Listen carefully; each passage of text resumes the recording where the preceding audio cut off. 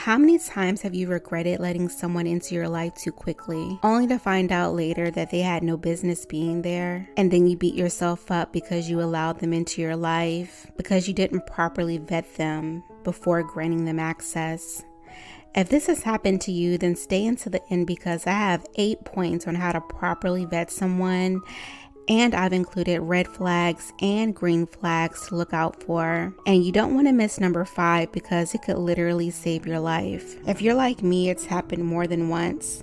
And I'll tell you this, it's not just about guarding your heart, it's also about guarding your peace, your energy, and your well-being, and your destiny. Because sometimes people come into our lives in order to destiny swap with you. They see your light and your blessings and they try to take it. But destiny swapping is a video for another day. But let me know in the comments if you want me to do a video specifically on destiny swapping. Hey ladies, welcome back to my channel. I'm Tiffany Celeste. Today we're talking about how to vet people before you let them into your life. This is a crucial life lesson that I've had to learn multiple times before I got it. And as I've gotten older, the more I realize there are some really evil and broken people in this world. And I want you to really start valuing who gets to share space with you, so that you don't have to learn the hard way like I did. And again, we really have to value who gets space to access us. We can't just allow anyone into our sacred space. And this means friendships, relationships, family, and even coworkers. Because people will see your light and either try to take it for themselves or try to destroy it, or even try to ride on your coattails because they don't have anything going on for themselves. You got to put a protective boundary around you and not just let anyone in, no matter how charming or nice they appear. Remember, people always bring their representative to the table in the beginning, and when you let your guard down and get comfortable, that's when the real person is revealed. I'm sure many of us have been too quick to give people access because we want to believe that people are good.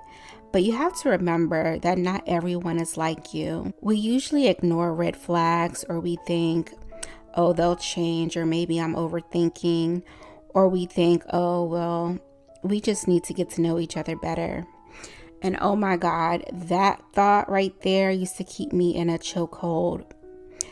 We just need to get to know each other better and work through things has messed me up so many times because I just kept ignoring the red flags, thinking that time would correct the issue. But the irony is that I wasted so much time on people. We have to believe people's patterns and not just their words. Maya Angelou said it best: when people show you who they are, believe them the first time. We're out here giving people the benefit of the doubt when they've done nothing to earn it. And that's where we mess up, because we're not vetting them. We freely trust people without proof that they can be trusted. What has this person shown you? Are they bringing positivity, growth, and support into your life? Are they seeking ways to add value to your life? Or are they draining you? I remember a few years ago, I had this friend who seemed really cool. She was fun to be around. We clicked instantly. But over time, I noticed her energy just was off. She didn't seem balanced, and every conversation was always about her. And every time I needed support or a shoulder, she was always MIA. There was always an excuse. I didn't vet her before giving her access to me, and eventually it took a toll on me. I had to cut her off because there is nothing more draining than a one-sided friendship or a relationship. But the lesson I learned was that if you don't vet people, you'll find yourself constantly doing damage control, cleaning up emotional messes that could have been avoided. At this stage in my life, if I'm considering letting someone into my world, I treat them like they're interviewing for a job. Because I see it like this: I wouldn't just hand over the keys to my business or my home to just anyone. And neither should you. If someone is applying for a role to be in your life, you would interview them, right? You check their references and make sure they align with your values and vision. So we have to start implementing this practice into our lives. Think about Beyonce. She doesn't let just anybody into her circle. Her team is tight and her privacy is guarded. Why? Because she's protecting her peace, her legacy, and her energy. It's safe to say she's vetting every single person who steps into her world. You need to have this same type of philosophy in your life. Think about it like this. Your life is a concert. There are people seated in general admission. You are the performer at a sold-out concert, and not everybody gets a backstage pass without getting properly vetted to be in your sacred space. So I have developed 8 key points on how I vet people, and I'll share them with you.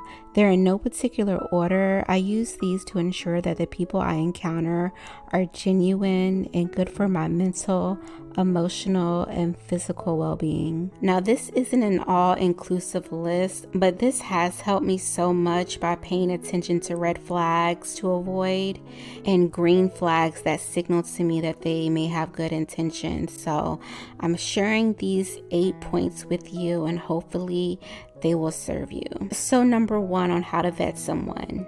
Observe consistency between their words and their actions. And a red flag could look like they say one thing but frequently do another, especially in situations like showing up on time, keeping promises, or respecting your boundaries. Inconsistency can signal emotional manipulation or unreliability. And a green flag could be their actions consistently align with what they say. They follow through on their promises. They respect your time and maintain their word. This could show that they are dependable and trustworthy. The second way to vet someone is to pay attention to their past relationships. This one is huge. How people talk about their exes reveals a lot, so pay attention. A red flag to look out for is that they are constantly bad-mouthing all their exes or shift the blame for all past relationship failures onto them. This is often a sign of a lack of accountability, self-awareness, and personal growth, or they are still stuck on their ex. A green flag, however, is someone that speaks respectfully about past relationships, acknowledges their own growth, and have learned from their previous experiences. This shows emotional stability and a willingness to evolve. Number 3, look for financial integrity. A red flag is they ask or they either hint that they need money early in their friendship or their relationship. And look out if they frequently have financial emergencies. Be cautious of someone who avoids discussing finances or seems reckless with their money. A green flag is that you notice that they are consistently being responsible with their money and they're open about their financial habits. They don't put pressure on you to support them financially, and they manage their finances responsibly. Point number 4, watch how they treat others. A red flag is if they're rude, dismissive, or disrespectful towards service workers, family, or strangers. This could be a sign of disrespect and narcissistic traits. A green flag is they treat everyone with kindness and respect no matter their position or relationship to them.